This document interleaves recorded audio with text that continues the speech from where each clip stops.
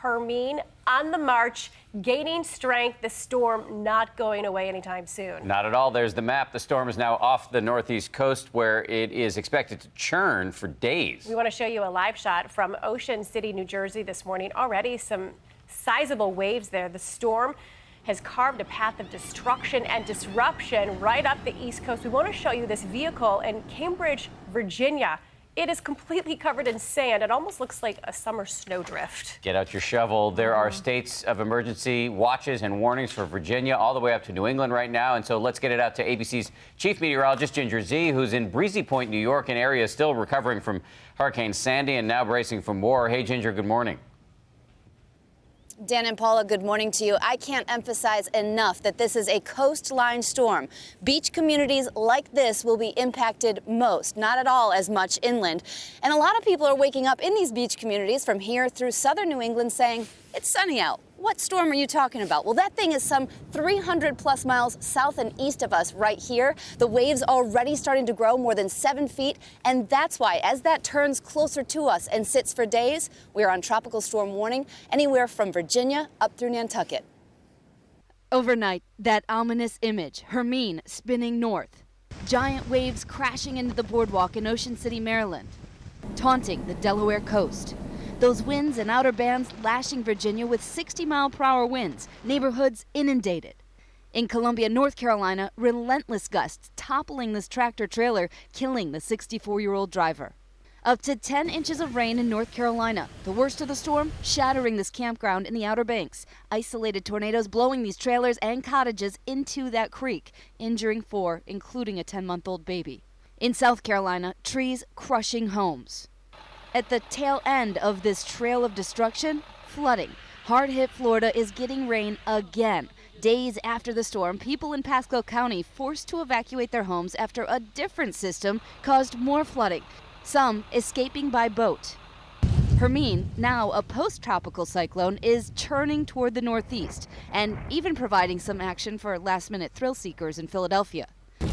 It's doing a dangerous dance with the Jersey Shore this morning, as storm surge along the coastline coupled with a slow-moving storm could put many of these beachside communities underwater. I'm ready to go. As soon as the city puts their siren off, I hit the road.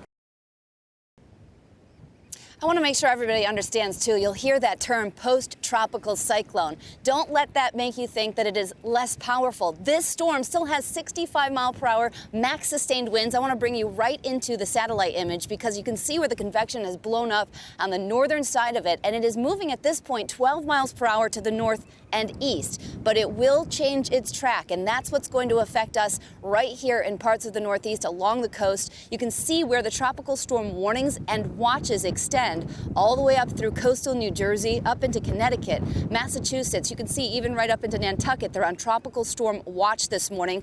The main concern, beach erosion, certainly rip currents, major coastal impacts. So again, if you're inland and you're saying, is this like Sandy? The answer is no, it is not. This thing is staying out in the ocean, but it is the bands of wind that will pile up water, the high winds, and you can see some of those gusts that will come through as we head through our Sunday night of 20 up to 40. And look at that, close to 50-mile-per-hour winds. That's going to make the waves and the storm surge a real possibility anywhere near the coast. You see 55 Atlantic City, that's Monday at 10 p.m. And the timing of this is so important because what will happen is tonight it's going to start turning back to the north and west, and then eventually by Thursday it will start to get out of our hair. There are so many of these places from here down through New Jersey that are going to be impacted sooner than later, and that includes Longport, New Jersey, which is exactly where our Eva Pilgrim is this morning. Good morning, Ginger. Here we're seeing some wind, and it's significantly cooler than is normal for this time of year. You can already see the waves angrily crashing onto the shore, and this is what we're most concerned about with Hermine, this storm surge. As Hermine sits off the coast and pushes that water in, it keeps those back bays from being able to fully drain out, pushing the water higher and higher with each high tide. And that is why we have those concerns of flooding here. Already overnight, the high tide starting to spill onto the streets. Several coastal counties now under a state of emergency. Local officials asking people to voluntarily evacuate some shore points urging residents and tourists to head inland. Now, it hasn't been beach weather with this wind. It hasn't been comfortable for people to sit out near the sand. Businesses here taking a big hit, slow on a weekend when they usually are slammed. And conditions change today. Officials really encouraging people to take this weather seriously, Ginger. It's exactly right, Eva. Even though it looks that way, it'll go from uncomfortable to downright dangerous for some. And that's why we want everybody to really focus in on this storm and the timing. Again, things are going to deteriorate later tonight through tomorrow and then stick around for parts of southern New England, Paula and Dan, all the way through Wednesday. So this is a storm we're going to be dealing with for a very long time, and it's been 2 weeks that we've been following this thing already. I'll have a lot more coming up in weather as far as how big waves get. A lot of people looking at that, and also what we can look for in the way of rainfall. I'll give you a little tease. It's not as much as you might think. Thank you, Ginger. Great to have you with us on the weekends yet again.